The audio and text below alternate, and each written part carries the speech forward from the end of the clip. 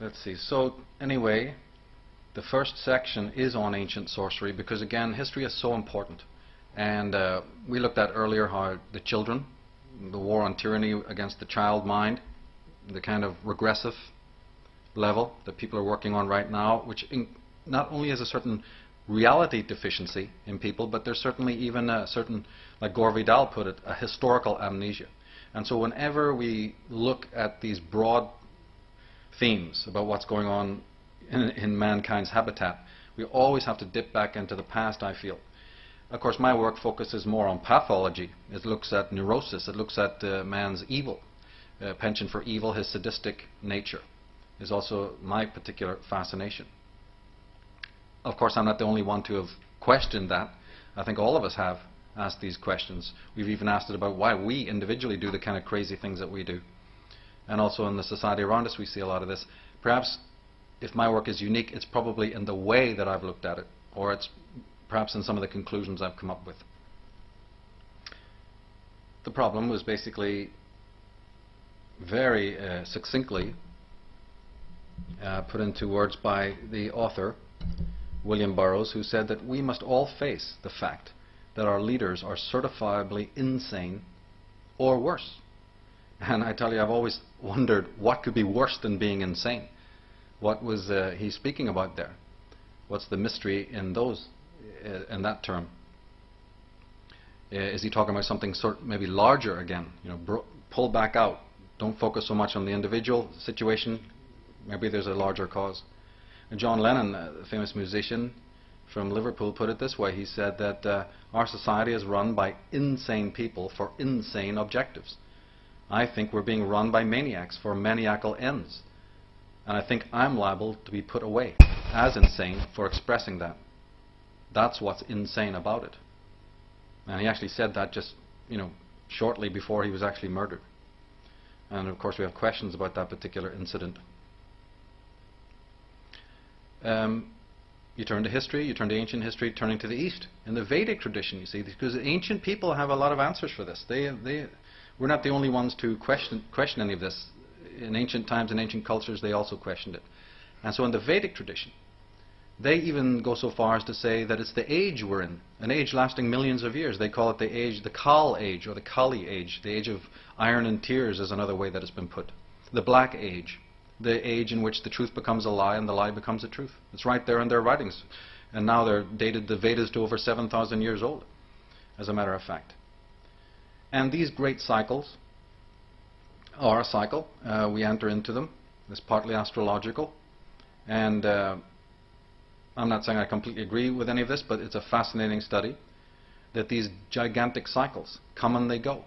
Cycles of enlightenment, cycles of ignorance, cycles of tyranny, replaced by cycles of enlightenment, the golden ages and so on. And in the Architects of Control DVD, I kind of loosely said that maybe there's a tie-in, maybe these cycles are also not just something objective, not something that the stars are doing or the planets, but maybe this is something to do with consciousness. Maybe there's a life cycle of the ego, or even a life cycle of consciousness itself. That would in fact be many hundreds of thousands of years old. The cycle, that is. More specifically though, in the Atlantis book, I focused on the fact that we had in ancient times trauma. And in fact that the ego itself is the child of trauma. The child of some sort of disassociation, fragmentation that took place in the past. And I also mentioned several reasons for that.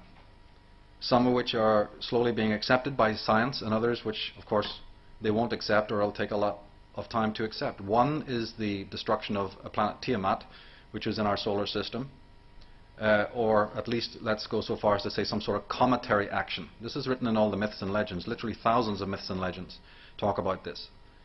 Earth upheaval, the fact that some cataclysm took place on our Earth, of which the ice age, or at least ice drift, may have been an aspect, a part of it. We have, in my work, the alien visitation, that there was also some sort of genetic interference, a tampering with the fabric of our being. Which then, of course, it goes on to then affect consciousness, doesn't it? It affects our mind, if people want to look into that thesis. And then also the idea of pole shift that also now is looking like actually did occur somewhere in the region of about 13,500 years ago. And since those dates, moving up to 8,000 and 7,000 with the drying up of the Saraswati River and the great volcanoes that we know took place, the Bronze Age famine and all the rest of it, there was some enormous cataclysms. Then you move up even to like 3,000 years ago, where you have something locally here called the Storega tsunami, which devastated the coastlines of Norway and northern Scotland, and I believe sunk the land bridges that once connected these lands. So up until very recent times, there's also been trauma, fallout. And of course, nobody's ever questioned, okay, you may look at that geographically, geologically, and you may say, oh, the earth was rent by this upheaval and that upheaval. Has anybody ever questioned what that would do to consciousness? Isn't the consciousness an important factor in all of that? We know that there's fallout from soldiers if they go to war, or in the time of a blitz. Right? People are shaken to their core. Well, imagine cataclysm on this wide level. What would it do to consciousness? That's the important question.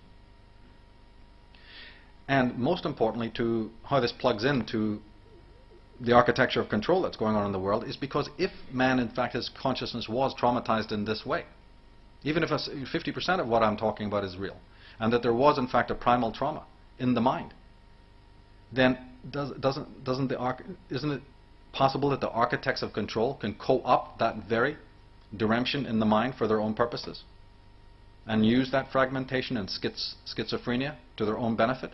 Aren't we more likely then to become dependent on the handrails of a society?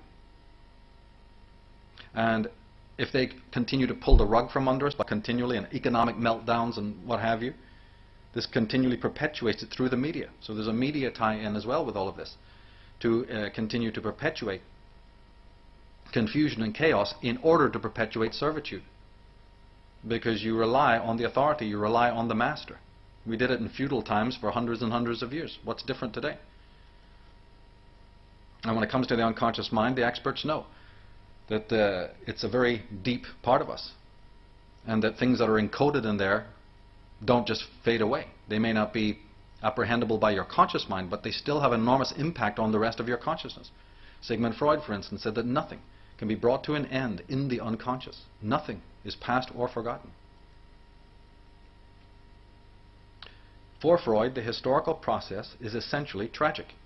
The more man creates cultures, the more does he frustrate his instinctual drives. The more unhappy and neurotic does he become. In other words, there's an inner conflict. We're already creatures of inner conflict. And of course, this implies, if he's saying that culture adds to the problem, the more cultured man gets, the more artificial he becomes, the more he comes into conflict with his essential nature, then it's saying that the problem is even getting worse as we develop, not better. And therefore, doesn't that explain for us what we see in the world around us? That maybe all we have is decoration and continual veneer, the decorated incarceration we spoke about before. But underneath it, in psychological terms, things are getting worse and worse